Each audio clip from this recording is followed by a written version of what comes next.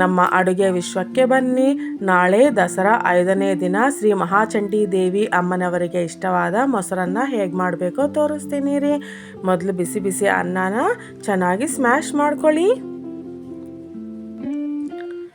ನೋಡಿ ಈ ಥರ ನಾನು ಈ ಲೋಟದಲ್ಲಿ ಅನ್ನ ಮಾಡ್ಕೊಂಡಿದ್ದೀನಿ ರೀ. ಇದರಲ್ಲಿ 250 ಗ್ರಾಮ್ ಅಕ್ಕಿ ಹಿಡಿಸುತ್ತೆ ರೀ.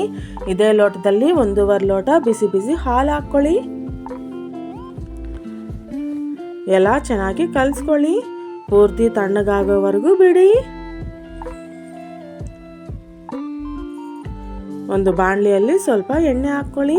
2 ಸ್ಪೂನ್ ಕಡಲೆಬೇಳೆ, 2 ಸ್ಪೂನ್ ಉದ್ದಿನಬೇಳೆ, 1 ಸ್ಪೂನ್ ಸಾಸಿವೆ, 1 ಸ್ಪೂನ್ ಜೀರಿಗೆ, 1 ಸ್ಪೂನ್ ಮೆಣಸು ಹಾಕ್ಕೊಳ್ಳಿ. ಸ್ವಲ್ಪ ಹೊತ್ತು ಹುರ್ಕೊಳ್ಳಿ.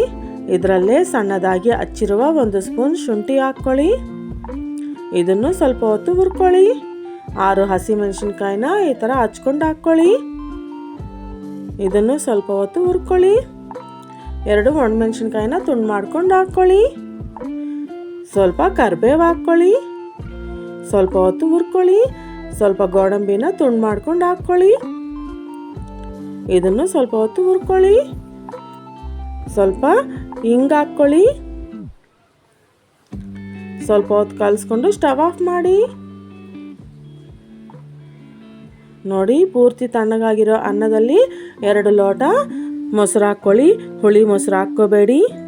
ಇದನ್ನು ಚೆನ್ನಾಗಿ ಕಲಿಸ್ಕೊಳ್ಳಿ. ರುಚಿಗೆ ತಕ್ಕಷ್ಟು ಉಪ್ಪು ಹಾಕ್ಕೊಳ್ಳಿ. ಇದನ್ನು ಚೆನ್ನಾಗಿ ಕಲಿಸ್ಕೊಳ್ಳಿ. ನಾವು ಮಾಡ್ಕೊಂಡಿರೋ ಒಗ್ಗರಣೆ ಹಾಕ್ಕೊಳ್ಳಿ. ಎಲ್ಲ ಚೆನ್ನಾಗಿ ಕಲಿಸ್ಕೊಳ್ಳಿ. ಸ್ವಲ್ಪ ಕೊತ್ತಂಬರಿ ಹಾಕ್ಕೊಳ್ಳಿ.